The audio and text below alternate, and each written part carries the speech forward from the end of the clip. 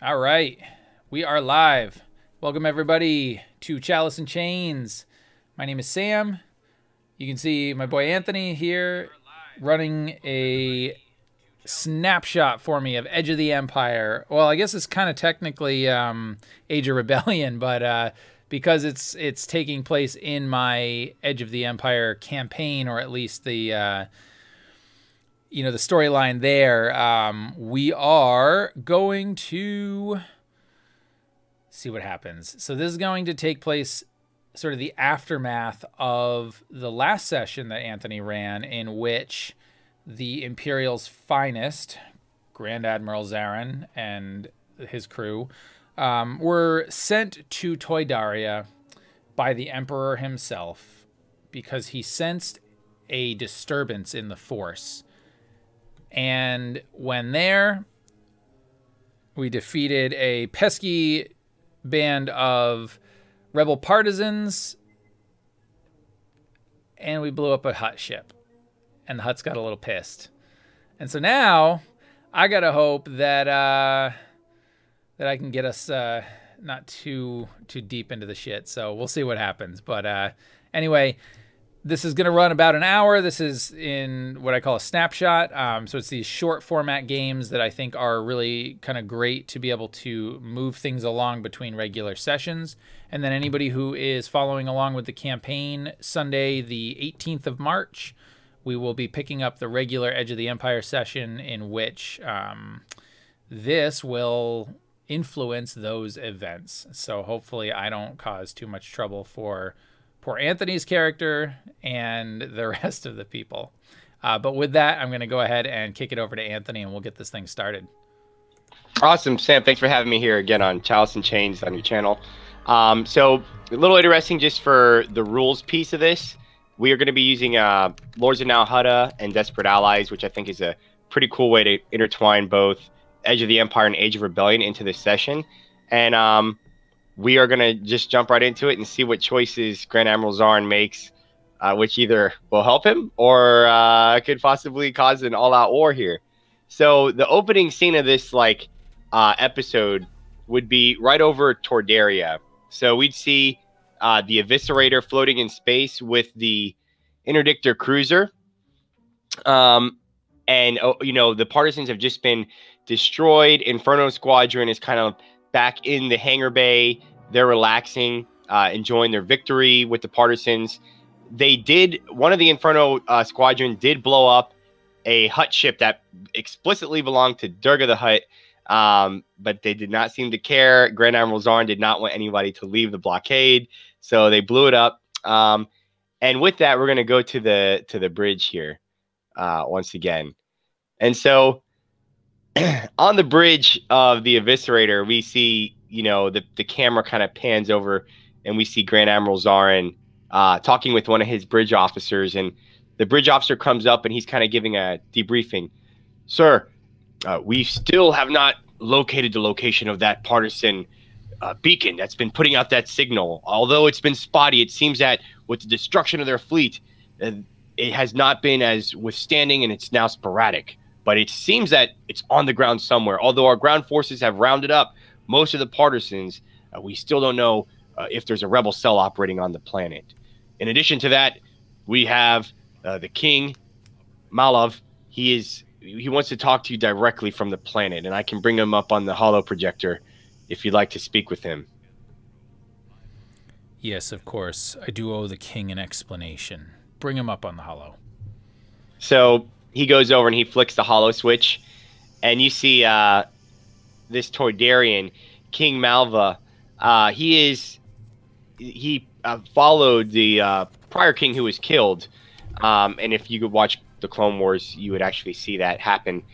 So this is the new king, and he's there with his guards, in the background, and he seems like, for a Toydarian, he seems befuddled. He seems like he's kind of actually anxious, a little bit frightened, and he just starts talking. Grand Admiral, yeah, it is a pleasure to see you here. And he kind of wipes his brow. He's sweating a little bit. We did not expect your presence in the system with such a show of force. And the partisans, thank goodness you helped save us. But I believe This is troubling for both myself and, you know, our other interested parties in the planet's security arrangements. Indeed, Your Majesty, this would not be how I would have wished to make your acquaintance, especially with the trade negotiations that you and the Admiral were undertaking. But unfortunately, as you know, when you are under orders, you follow them. Yes, I suspect I will be dealing with your other masters soon enough. But let me assure you, I have no desire to take this planet. Your reign here is secure. He kind of like, when you say that, he visibly, like, his tension kind of releases, and he says, yeah, but of course, this is quite good to hear you do not mean to usurp my power here and take over the system, which might please my other interested parties. Now, with that said, the small garrison that's on Toydaria, I'm hoping you have some plans for this, yes or no? Of course. And I would imagine at this point that if we hadn't already, that I would actually be sending more ground troops down to negotiate or to help with the lockdown. And I would say, yes, Your Majesty, I do have plans indeed. In fact, it will be most helpful if you will allow me to have some of your royal guards to help in interrogating and detaining any suspected rebel terrorists. We do not want your reign to be threatened by such scum as these, and I assure you the Emperor is looking to make a harsh example. However, I understand that you likely had nothing to do with this. You were just trying to negotiate trade after all, which we're all happy with. So unfortunately, for the time being, yes, I will have to have a larger than normal Imperial presence here, but I assure you we will try to get out of here as quickly as we possibly can. Awesome. So with that, I think I'm going to call for a check here. It's going to be an opposed check that we're going to be using. And the chart that I'm actually referencing is in Edge of the Empire, page 113. It's based off social skill interactions. So I would think that this would either fall under leadership, because you are Grand Admiral, of course, with authority. And I think a negotiation is also something that this would fall under. So I will allow you to pick negotiation or leadership. And depending on what you pick, it will be opposed by his corresponding skill. Okay. Well, I'm equally good at both of those, but I think that I would... This seems like, in this case, it's more trying to portray my leadership here, as in, I'm not negotiating with him. There is no negotiation. This is happening. Yeah.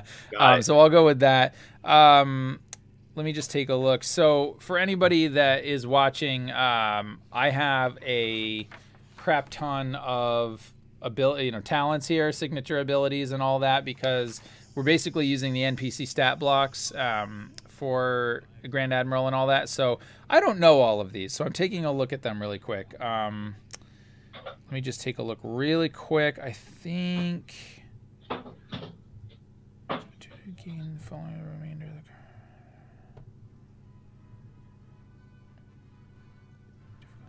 the... Okay.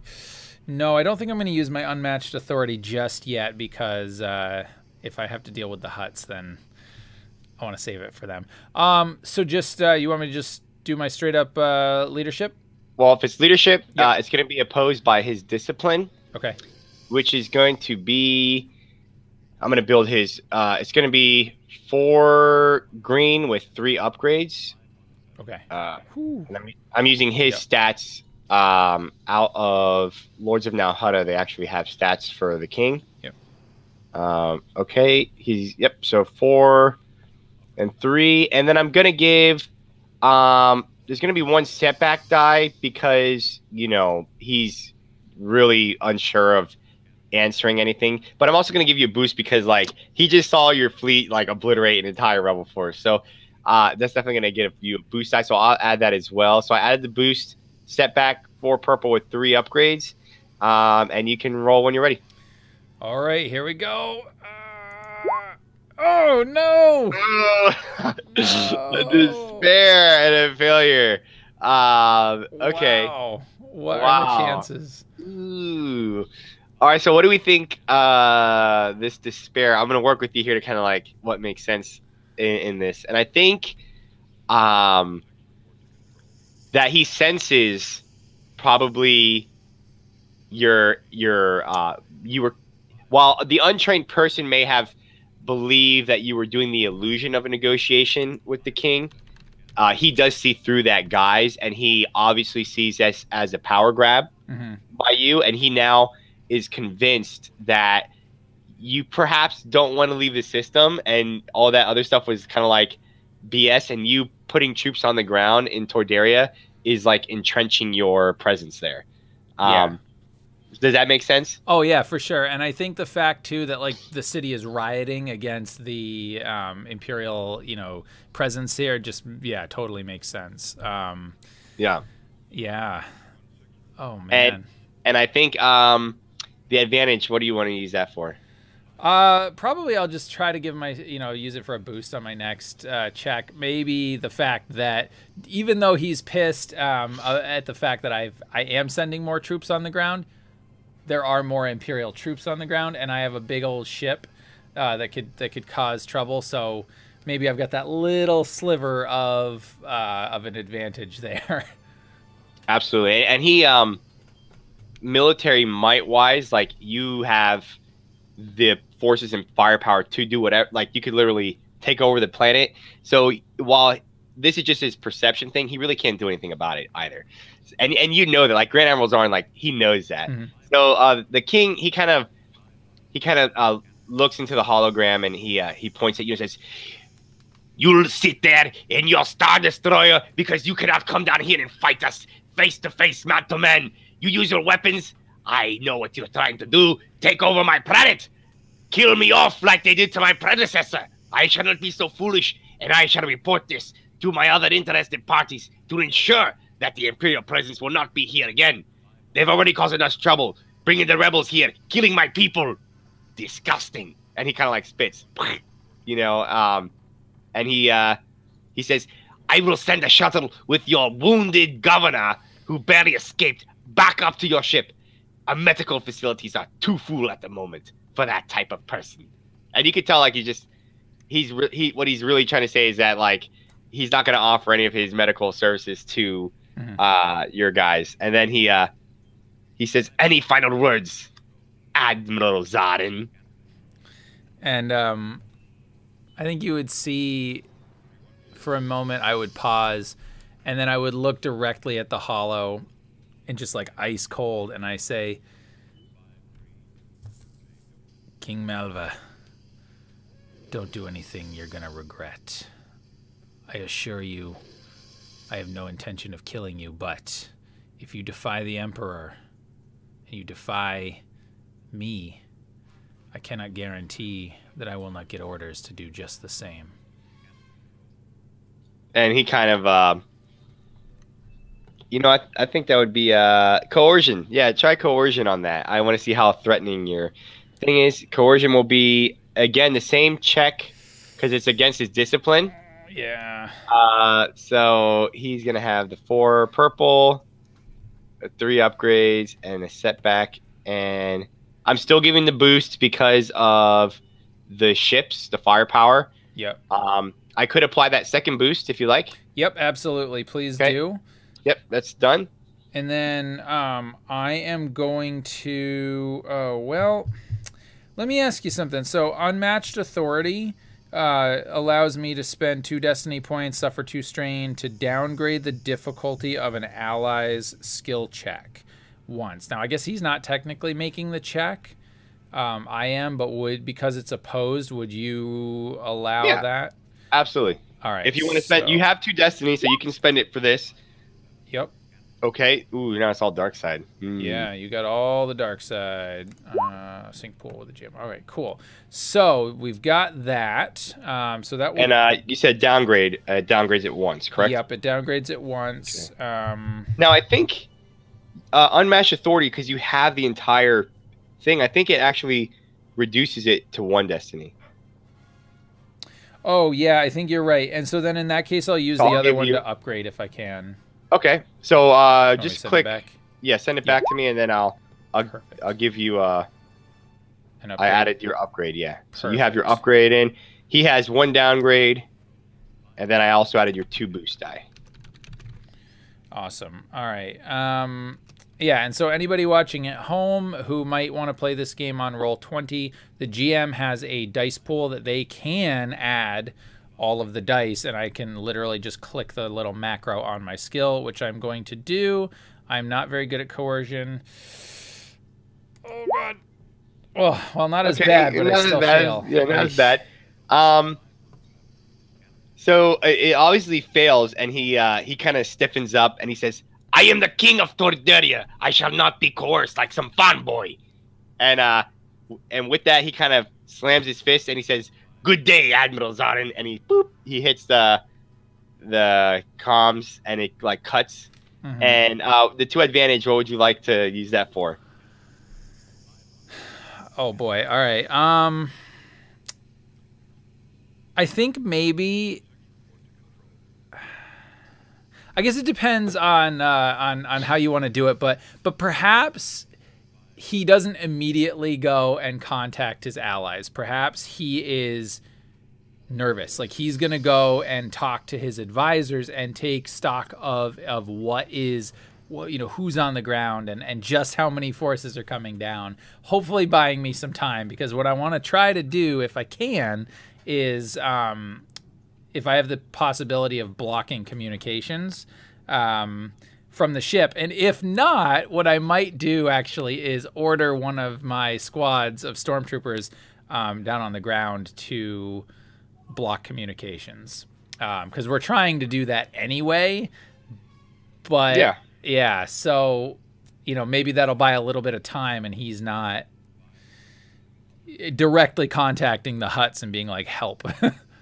Okay, now, so I'll give it some insight here. So I will say that for the 2 advantage, it makes total sense of, like, I'm sure he did have advisors in the room with him, just like you have officers on the bridge. Mm-hmm. And perhaps those guys were like a little bit like, whoa, this guy's Zaarin's not messing around. Like, they were scared, mm-hmm. and they're probably going to, like, talk to the king afterwards, like, okay, calm down. We don't want to do anything rash here.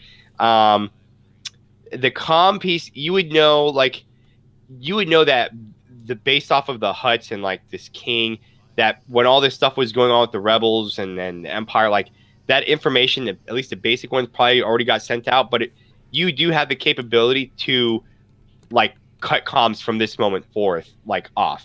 So like if anyone else came, they couldn't really communicate with the king or people on the planet. They would have to just communicate with you. Okay, perfect. Yeah, so I would absolutely do that then. Okay, perfect.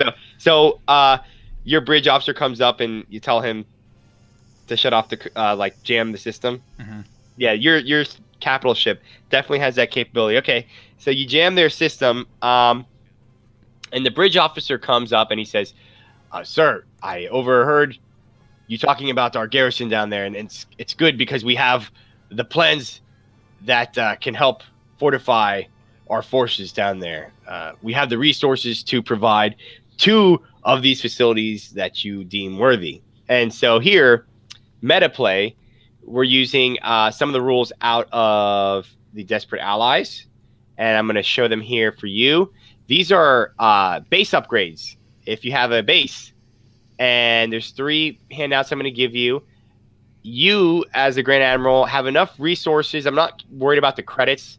We're kind of role-playing this as the actual raw materials to build the stuff on the ground. But you could pick 2 of these things, and you could, like, fortify your garrison on Torderia with 2 of those existing facilities.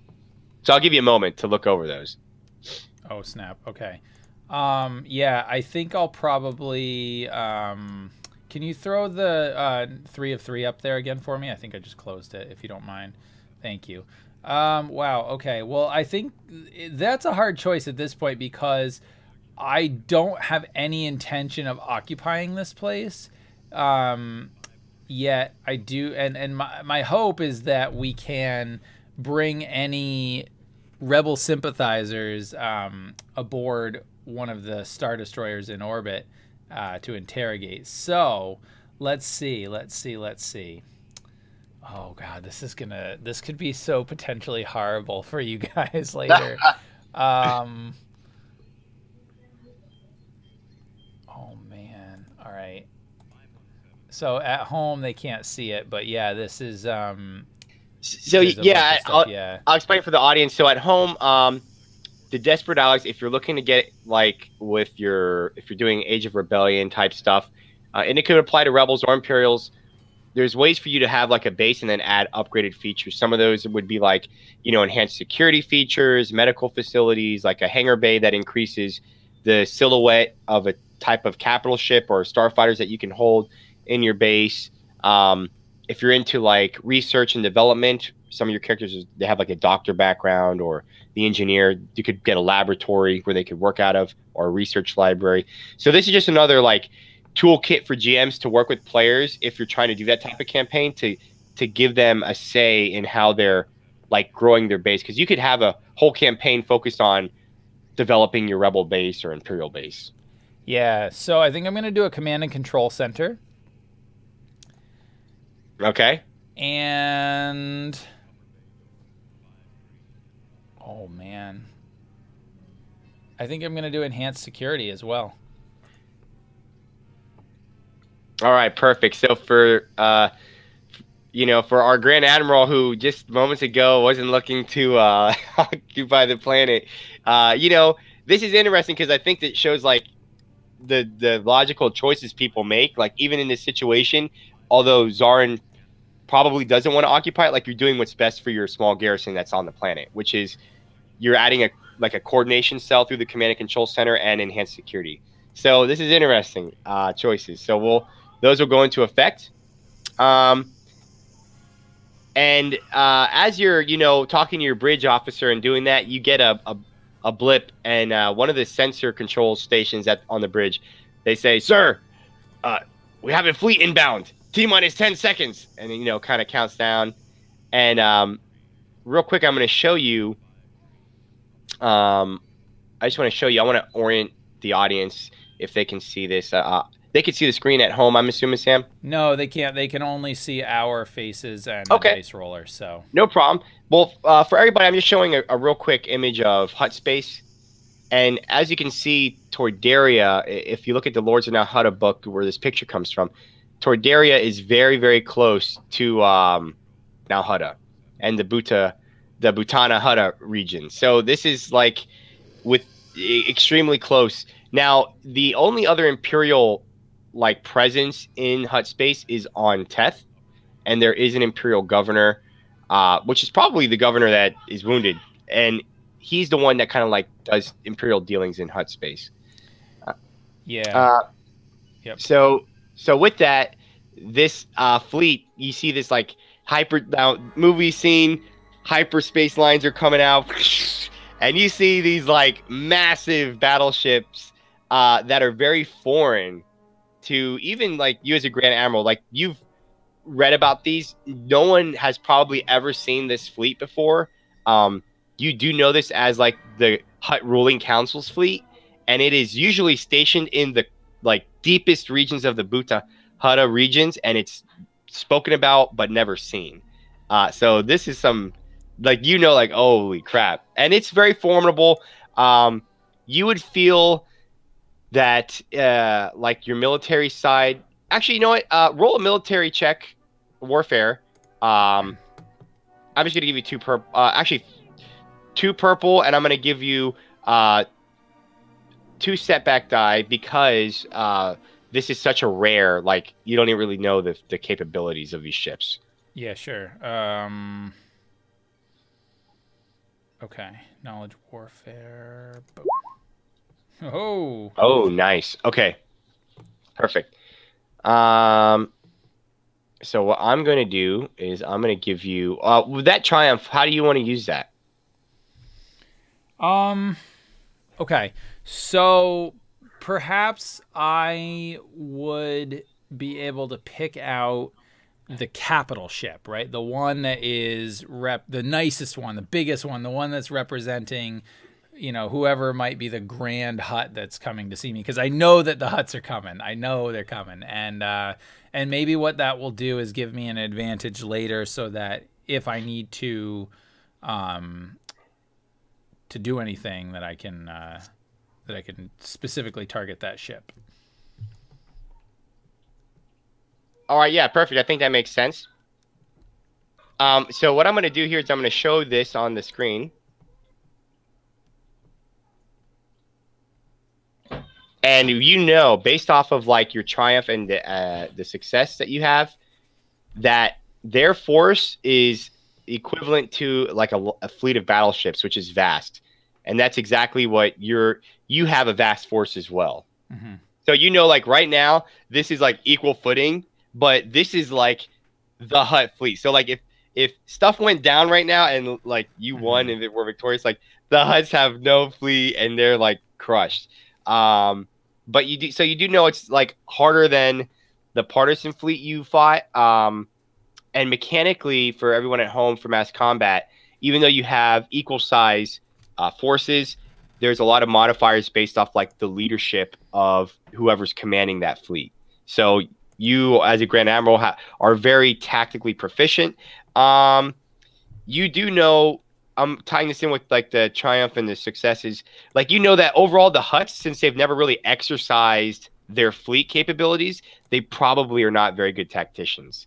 So all things being equal, you know, you definitely have a lot more leg up on the tactical fighting side versus this is almost like those, you know, in the Middle East, you have like these militaries that are they do these parades and they look really nice. But when it comes to war, like they really don't know how to fight.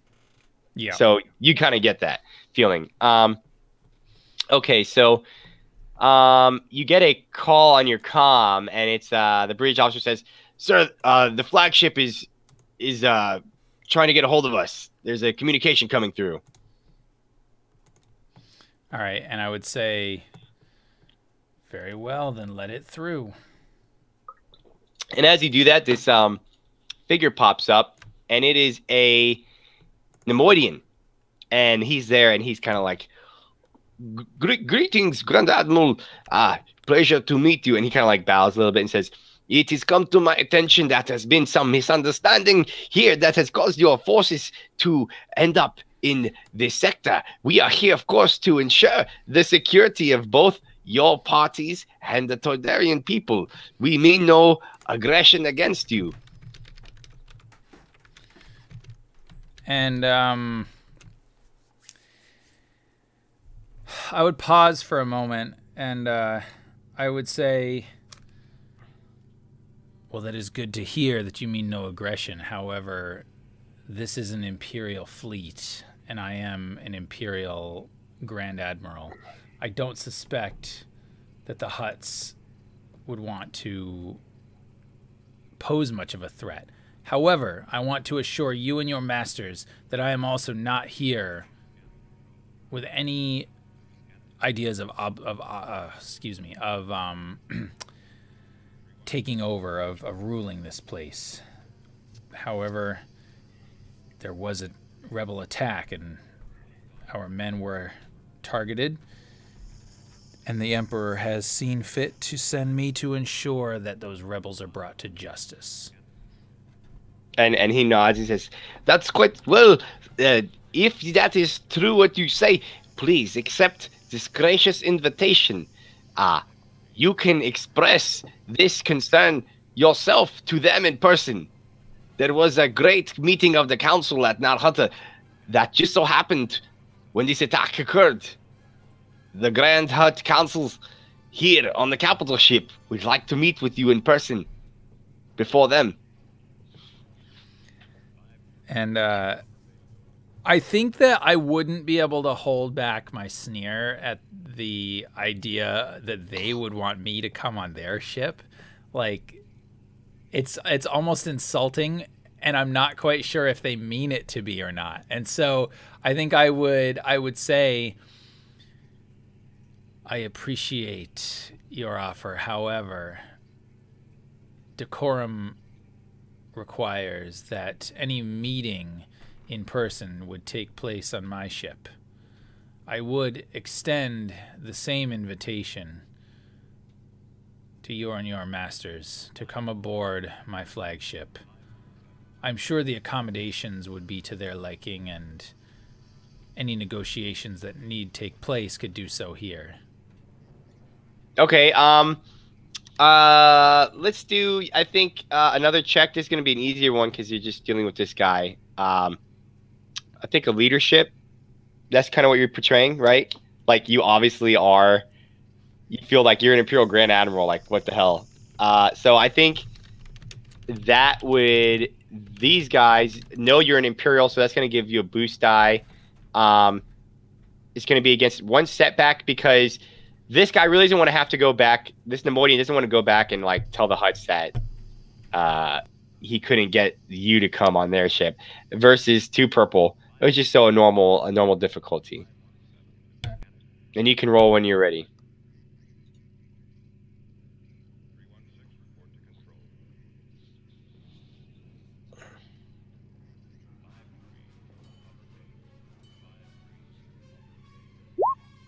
Oh, nice. Okay, yeah. So you kind of hear like this, he's talking to someone in some alien language, and he turns around and goes, oh, and then he turns back to you and says, well, Grand Admiral, that is quite an accommodation we are willing to honor.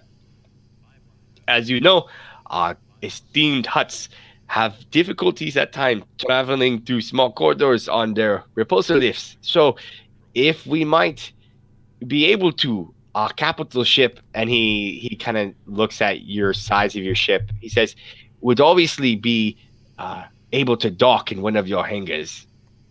And you know, like, your asteroid, again, it's almost the size of like a super star destroyer. So like, you could dock one of their, like, their capital ship into your hangar bay. And he just says that we could be on your ship. We just simply ask for accommodations that you don't want them trying to get into little small crevices. you can, then we have also libations, and as is customary, a feast in your honor. So is he essentially basically saying, I'll put my ship in your ship, but I still want you to come to my ship? Yeah, but he's trying to make the case, like, you know, he doesn't want to say it because like there's people watching, but like, Hutts are fat and huge. Yeah. So it's like, he's like, there's probably like gonna be issue, like getting all these Hutts on the Grand Council, like in their repulsor sleds, like in your ship, like you know, into a conference room or something like that. Like, I don't even know if that's like you would think like that's probably, if you met them in a hangar bay, maybe you could do that, but that'd be kind of like an insult to them, unless you want to do that to them. Like, but you know, it'd be like very insulting to be like, just come bring this Hutt ruling council on the hangar bay and on their sleds. Yeah, I don't necessarily want to piss them off by insisting that I have plenty of room on my ship and that it would be no trouble for them to take their sleds to my conference room. All right, so again, I think I would barely conceal a smirk or a grimace and would say, very well, those arrangements sound fine. I'll transmit docking coordinates to your ship. You back off your other ships out of firing range, and we will have negotiations. Of course, Grand Admiral, of course. And he kind of nods, and then he says, we will begin the docking procedures at once. And then he kind of like clicks off. Your crew, they beam over the docking coordinates, and you know it's gonna be like in hangar bay 1 Alpha. So you see that their fleet is out of range based off their weapons, not necessarily your weapons. So you could probably hit them right now, but they can't hit you. Yep. And you see one of the biggest ships, which is obviously the capital ship, start to move out. Or sorry, their flagship start to move out and head towards the docking bay. Do you take an entourage? Like, what do you want to do? Yeah, I'll absolutely take an entourage. But before I do that, I would ask my, my second in command or the bridge officer or whatever, one, I would ask him, is the interdictor in range that should any of those ships attempt to jump that it would stop them? He says he nods. Yes. Okay. And he said, well, right now he can position it to where it includes all of them, if that's what you're asking. Yes, and I would ask him to do that. And he then smiles and he says, "Yes, sir." Yep. And then I would certainly bring sort of a customary entourage with me. You know, some obviously people, whether it's a droid or whatever. Yeah. So I think what I would do is I would bring a captain of the fleet who is well versed in protocol among the outer rim, the huts and all that, just to kind of help there. I would not be caught dead with a protocol droid, so this is an actual human. And, okay. And then I think I would bring my head of security, who would definitely be like, a big old badass stormtrooper kind of thing.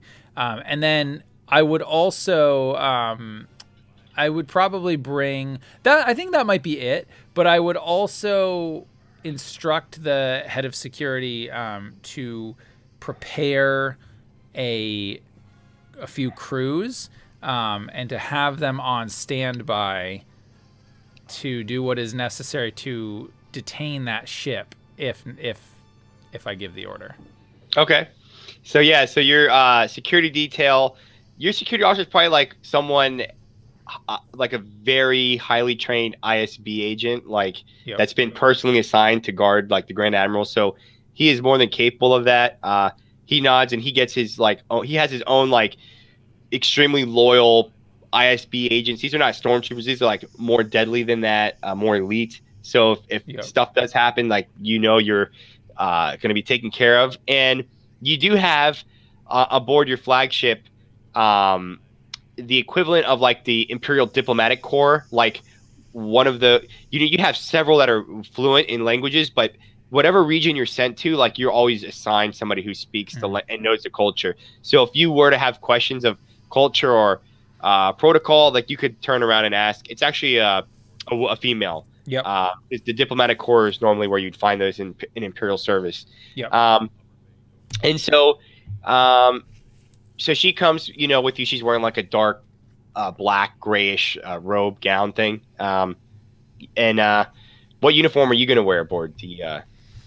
So in this case, I will don the white Grand Admiral's uniform. Perfect. So pristine, clean cut, everything looks good. So you make your way to the hangar bay, and the Nemoidian, he's there, and he introduces himself again. He says, Grand Admiral, I apologize. You can call me Biotip. I am an ambassador of our our esteemed hut ruling council. And he kind of bows, and he says, this way, please. And he looks at Gerald Stone, which is a diplomatic officer. He says, Madame as well. And he, kind of leads you all in there. And there's a Rhodian at the bottom of the ramp to the hut ship, and he's wearing this an attire of a high-end maitre d', and he has some glasses of very fine liqueur and beverages, and there's several. There's not just one or two cups. There's maybe 4 cups of each type. So high-end wine, a high-end more an ale type thing, and they're trying to get you to take one of these as you board. I would take it, but I wouldn't drink it. Okay. And you see Joel Stone, she grabs hers and she drinks it as if this is a customary thing within hut culture. She doesn't seem afraid they're trying to poison you or anything like that. Yeah. And you go into the hut ship, and it's kind of it looks very as an Imperial Grand Admiral, this thing is probably more ancient, outdated technology, but these are it kind of reminds you of an Imperial dreadnought, those older class warships that are still formidable, but they're just a little bit outdated, so they're not high end. And you start to notice that they have like music when you board, and there's like dancers, Twi'leks, and everything like that, dancing around. Let me bring this up. There we go. And so you see like it's kind of like a casino barge inside almost, you know. And you see like all these high-end people nodding at you and like looking at you, and the Nemoidian saying, "Grand Admiral, please feel free to enjoy the accommodations." And he points like to several Twi'lek women, and he says, "If this is in your interest, please, we can. After the negotiations, you are free to have whatever you enjoy." As if he's like offering you, you know, these things. How would the Grand Admiral like and respond? Yeah, I think that I would look at him and I would nod, kind of hold the glass up as if to say thank you, and then I would say, "The hospitality of the huts is legendary. I appreciate that very much." And then I would just say, and I would nod, say thank you, and then probably take a seat if that was, you know, I'd probably look over to Jirala to be like, you know, what's the protocol here? Yeah, so she would kind of like lean in your ear after he continues on, and the music, you know, is creating a lot of noise. So she says, "Sir, be careful what they offer you. While certain things are customary, other vices might be used against you as blackmail in the future." Indeed. Thank you, Jirala. And she continues, and you see there's some like younger huts that are on board that are, you know, smoking some types of pipes. They're eating food, and they bring you to a chamber, and this one hut that's like regaled in like a, he has like a sash around him. He kind of like slithers up to you. He's a younger hut, and he starts to talk, you know, Chate Ambarani. And then Gerald Stone, she says, "This is the Grand Ruling Council of the Hut's chamber. If we go inside here when you're ready, the negotiations will commence. They are awaiting your esteemed presence," he says. All right, and I think I would look to Jirala as she sort of translates those words to me, and then I would simply nod, and I would hold my hand out as if to say, "Lead the way." Okay, and he goes and he pushes some buttons, boop, boop, boop, and then like this door just like, it's like a thick, it's like several doors are like opening up at once, you know. It's extremely secure. You see, you know, there's guards, like mercenaries decked out, like heavily weapon, you know, with heavy weapons that are like at the doorway, and it opens up, and as it opens, he slithers in, and here we are. You see, like, you know, 8 massive hut crime bosses, and you see their symbols that represent their different clans, and you know that this is like no freaking Criff. Like, yep. You're dealing with the you know, the bosses here. I'm gonna tell you kind of. Let's see which ones you got. Give me a second. Let me see here. The first one you like recognize when you walk in is, you've seen Durga before, because he's noticeably in the region, and you've heard of him. But you also see like Gornzella, who's a female hut boss. You see Besadi, and you see one that like you've seen for sure, and he's sitting in the middle, and it is this fellow here. Jabba himself, the hut. And you know, you walk in, and let's see here. You get greeted.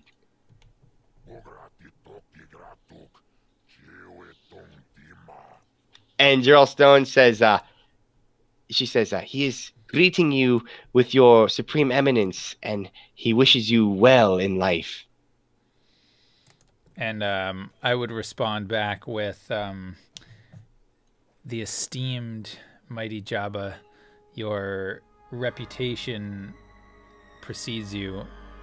It is an honor to be with someone, in the presence of someone who is so well known and so powerful. I'm glad you're here today to spearhead these negotiations. And he kind of he looks at the others, and he starts to, he's like kind of like, you can tell he's like angrier now. Oh shit. And Gerald Stone kind of like, you know, tenses up a bit, and she says, the great Jabba has said that you are here to do what? To take over Tordaria, that you have broken the truce that was the understanding with the Empire. Why have you done this? And I would say I have no intention of taking over Toydaria. If I had, I certainly would have brought more than the troops that I have now. However, the Emperor did request that I come here to help deal with the unfortunate problem of the rebels in the system, which I'm sure none of the Hutts had sanctioned their activities. And he starts to like laugh and talk a little bit. And Jarrell Stone's getting a little bit nervous as he's doing this. And she says to you, the Emperor, if he did send you here, then surely he wishes to do more than just, you know, obliterate some rebels. There must be something you are not telling him. He says he is no fool and that you cannot trick him with your guys. And I would say the mighty Jabba is wise indeed. There are other motives, of course. However, and then I would kind of pull out. Well, actually, I wouldn't. What I would say is, I'm sure if the mighty Jabba has been in contact with the king, he will know. And I'm hoping that he actually hasn't been in contact with the king, because I intentionally tried to stop that from happening. And he kind of, when you say that, he starts to get like a little bit angry, and you know, slams his fist out and says, and Jarrell Stone says he is unable to communicate with the king, that your blockade apparently has cut communications. So why think he is a fool? And then I say, very well, Jabba, let's just cut to the chase. The Emperor has sent one of his most special servants down here because apparently there is someone of great importance to the Emperor. I don't understand it fully, but when an Emperor sends his hand, you know that that's important. I follow orders. I'm here to ensure that she finds who it is that she's looking for, that we round up any rebels that are here and interrogate them, and then we fully intend to leave. Now, I understand that there was a imperial governor here looking to negotiate a trade agreement with Toydaria. As you will know, that is quite unprecedented. Let us not hamper that any further, as I have no interest in derailing trade negotiations. And he looks at you, he listens, and he starts to talk and like ask you questions. And Jarrell, she says, well, sir, he's saying that he already has contemplated the situation, and he's glad that you are most reasonable.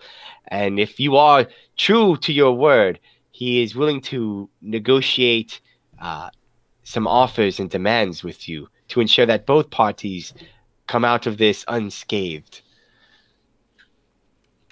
And I would say I expect nothing less. Sure, let us hear your offer.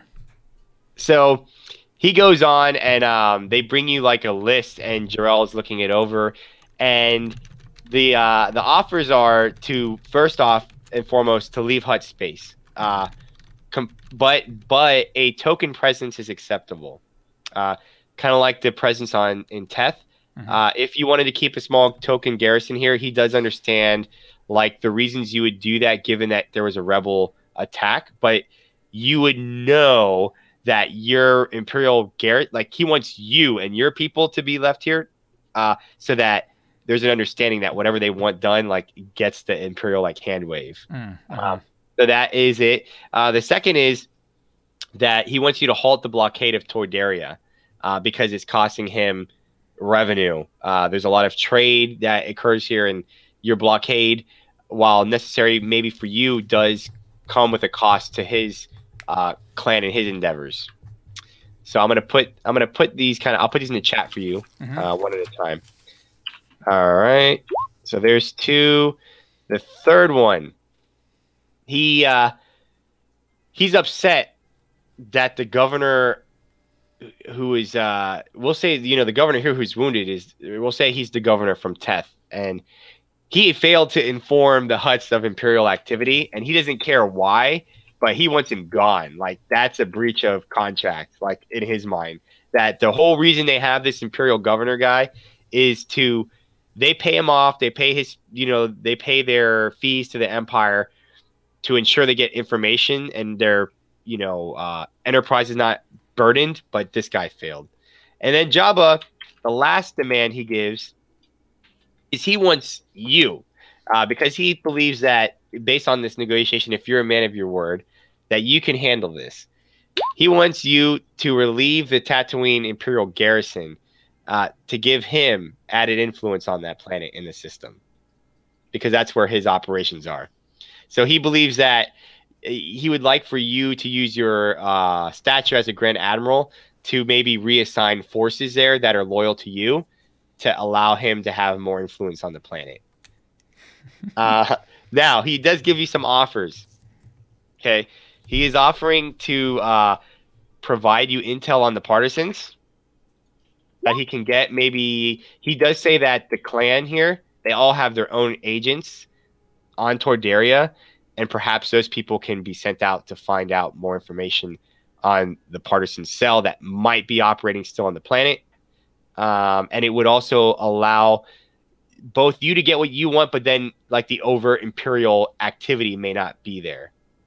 So this could be a way for them to help you. And he does offer, he knows, like, he has a dossier probably on every Grand Admiral, and he knows, like, your taste specifically. And he offers to maybe enter, if you agree with this, he'll have the Hutt Council will agree to have some of their agents go out and acquire high-end technology for your research, for further development.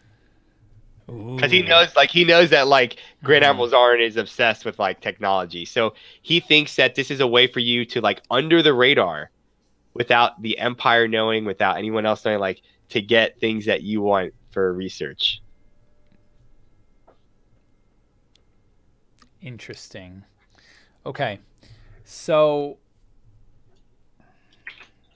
I would respond that a token presence, he says leave a token presence in Hutt space, or specifically in Toydaria. Well, it doesn't matter. He's saying, like, anyway. Yeah. Yes. Okay. Yeah, that's fine. I would say that we would, of course, maintain the Imperial presence at Quen Space Station, because that is a dry dock, and that cannot change.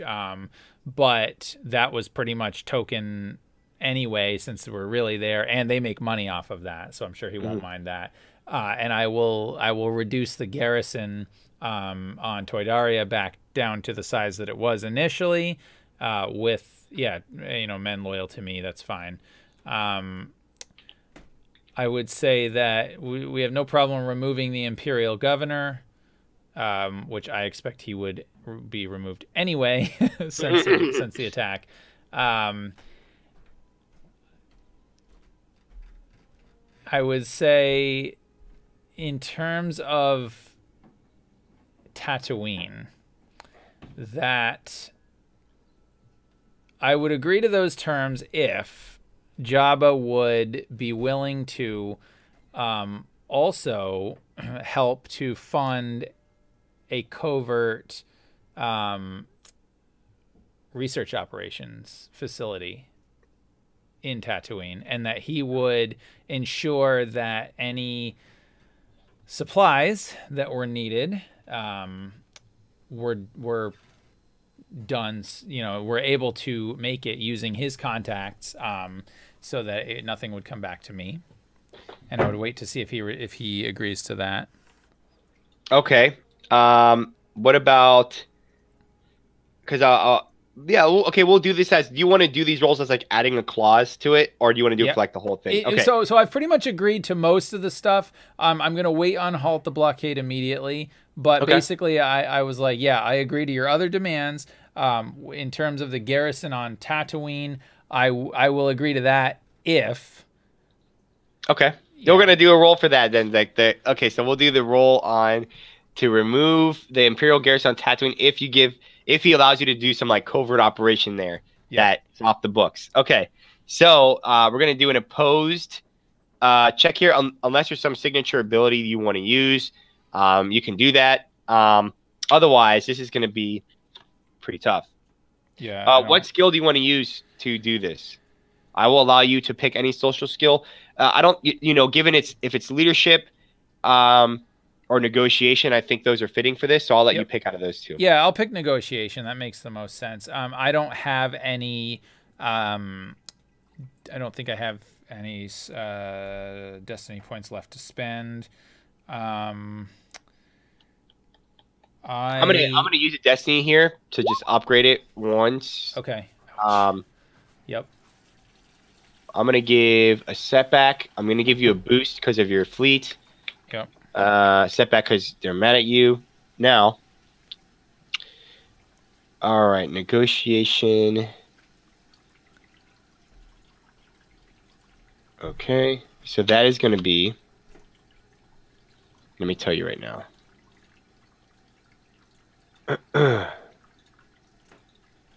That will be opposed by 4 red and 1 purple. Oh, baby. All right. Well, I got 5 yellows in negotiation, but... Ooh, yeah. You have a destiny now, though, too, so... Well, I think technically by the rules, and if you want to go against that, I can't use one that was just flipped. Oh, you're right. You're right. Yeah. Yeah. That's okay. I'll still do it, and we'll see what happens. Yeah. All right. You can roll when ready. Good luck. I don't want to. Oh, wow. Okay. Okay. This is a mixed. This is a mixed one. Okay. So he's gonna say no to it up front, but he seems very open to what you've proposed. So let's talk about this triumph. Yeah. Okay. Oh, let me think about that for a minute.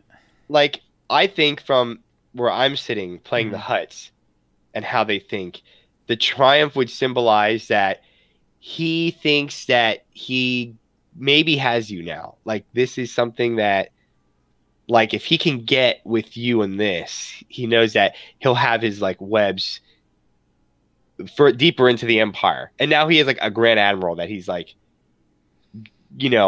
he can like influence or can help influence things for him. So he's saying maybe no. Like, we'll say like the no is like the never say no, yes on the first offer type deal. But like token resistance, basically. Yeah, but this is like, okay, maybe we could do like, what are we doing here to sweeten the pot? Or, like he's definitely open to that. Sure. So could I potentially use that then as like an upgrade on my next check? Definitely. Okay. Yeah.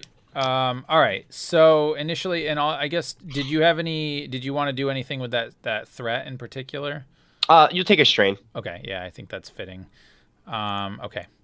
So he initially says no, and then I say, understood. I would think that a loyal, and I'll use the words loyal, force, small garrison on Tatooine that understands the importance of allowing commerce to flow freely and unobstructed would be important. And then I would say we could come back to that. Before we address the last demand that you have, what assurances do I have that you could provide any kind of accurate intel on these partisans? And sort of out of character, what I'm trying to, I know that the Emperor set this up, right?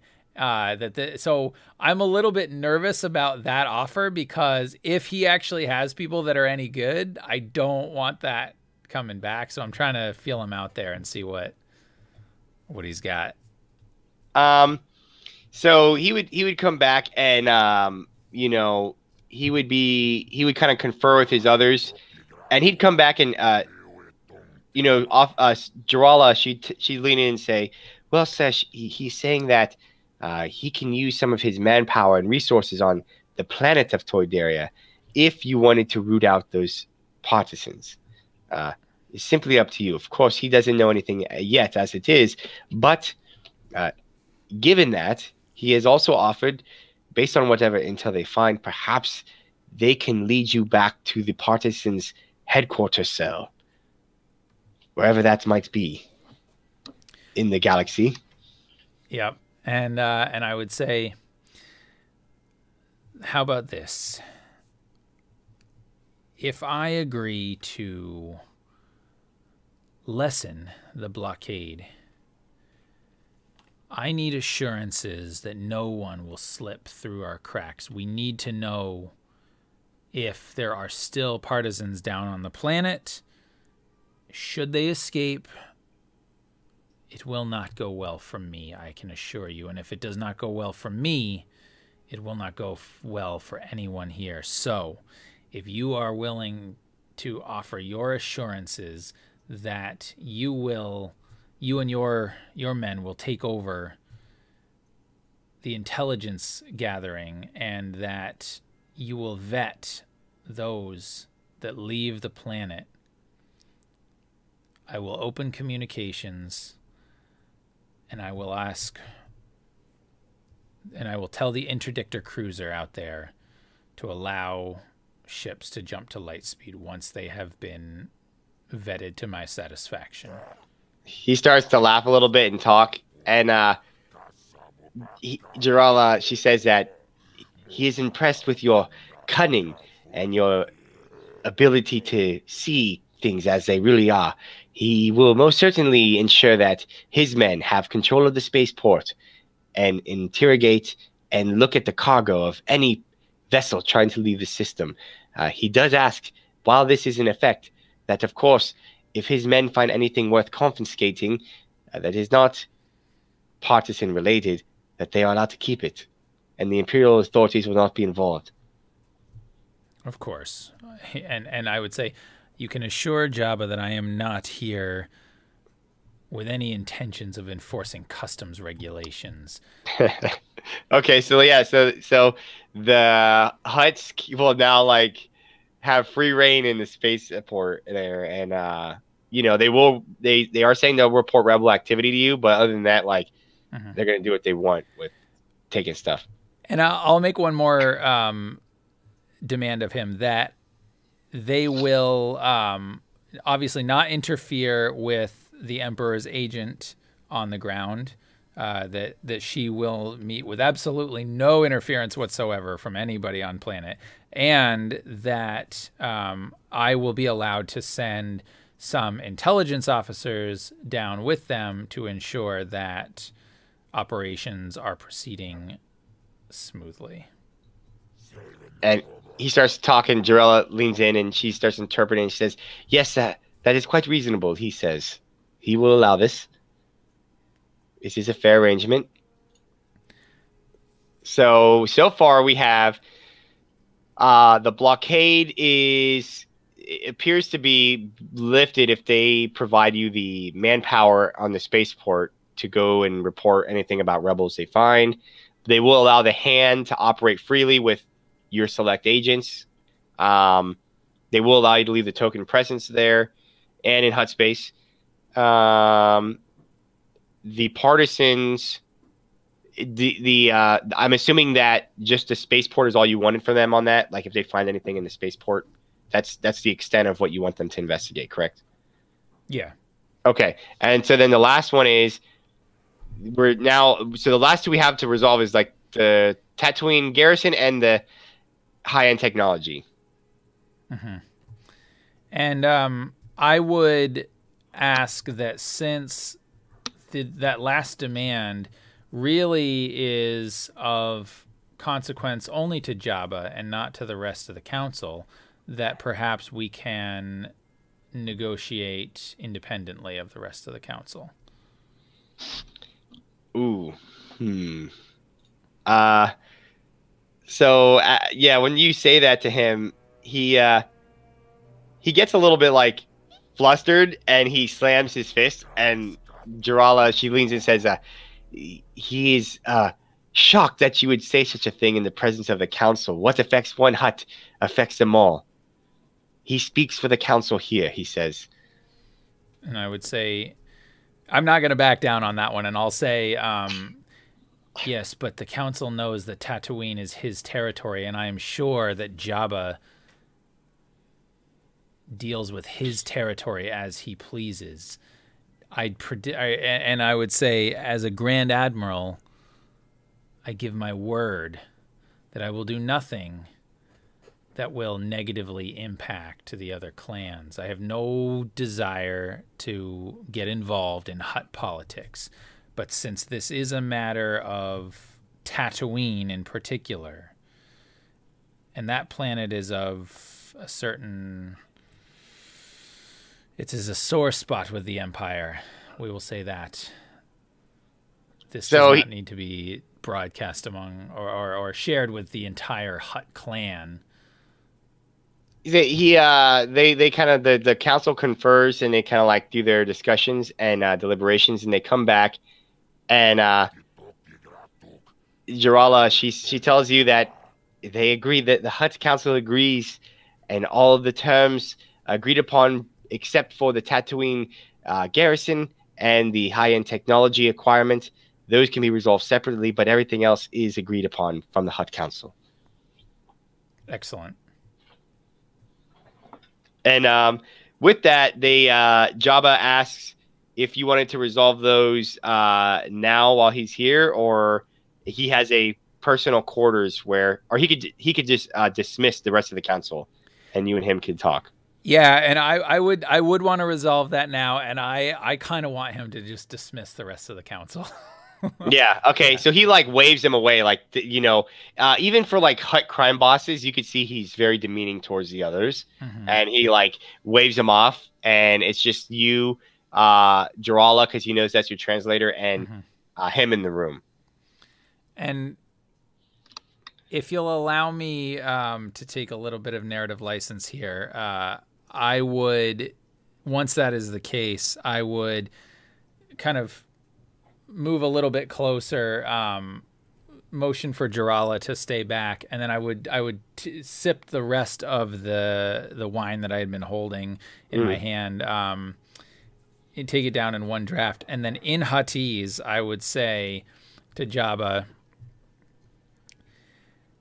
your proposal is interesting. I think that we could come to a mutual arrangement here. I have no desire to enforce any kind of imperial laws on Tatooine. That has been the status quo, and it is not my intention to break it now. However, I think that having a ally and a facility in the Outer Rim could be quite advantageous to me. If you do truly possess the means and the desire to aid me in this goal, I think a mutual arrangement can definitely be arranged. And I think this is where I think we could use one of your signature abilities for this. I think you have one that maybe fits. The problem is that they all require 2 destiny points. Oh, nope, except no, you say they require 1, right? Because I got the upgrades. Okay. Well, let's see. I think, I mean, if I do unmatched authority, it would just downgrade difficulty of his check. I don't know if I have any other signature abilities that would apply. Rousing oratory to inspire a group to take action in a military situation. I don't think that would apply. So we have the downgrade at least? Mm-hmm. Okay, well that seems... Let me see something here. Let me bring up... give me 1 second. I'm looking at...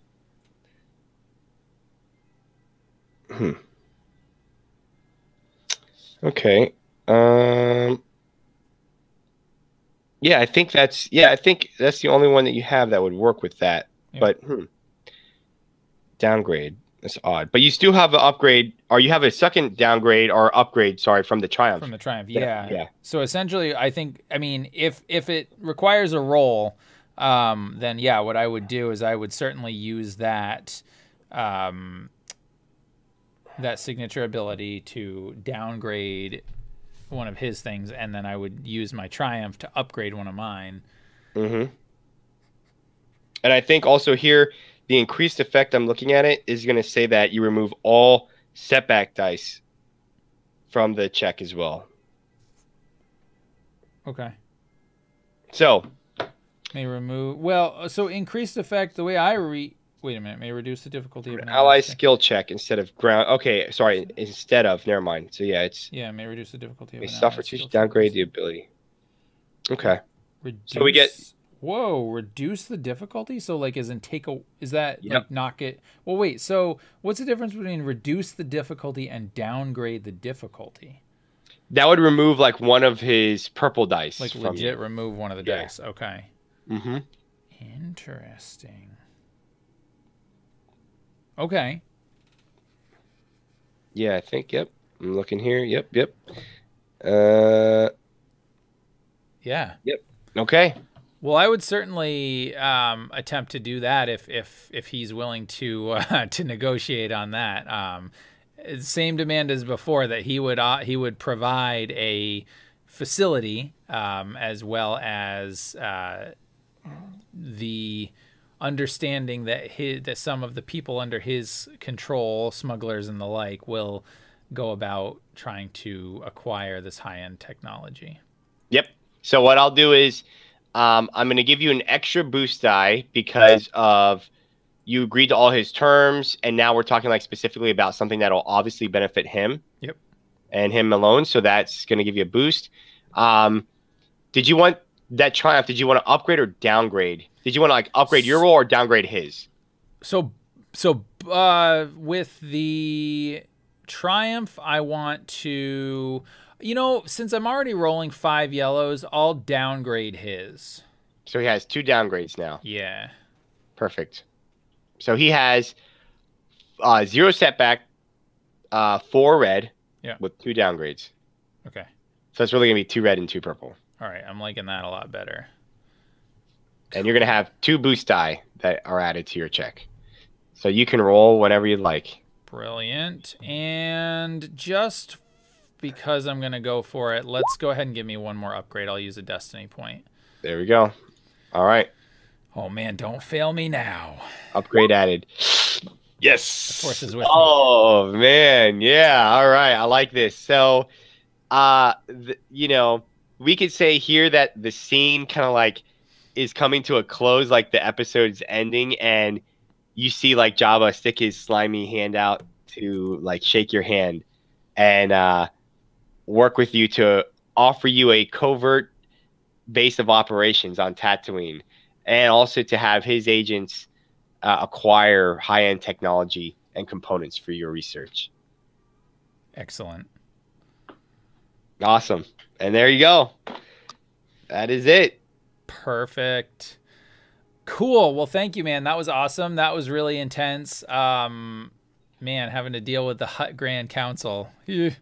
But, yeah, that was a lot of fun. And for anyone watching, this is very interesting because, again, the intention of this and the last episode that Anthony ran was that we're sort of playing the bad guys, and we're seeing it from the perspective of the Imperials, who are making the lives of our main heroes more complicated. And so this now has major implications, because before they were facing a lockdown, and now potentially they can get out. However, a Hutt clan, potentially, if they do their job, may cause issues. So we will see. But this was great. This was another snapshot. So, you know, typically these run around an hour to, you know, maybe a little bit longer.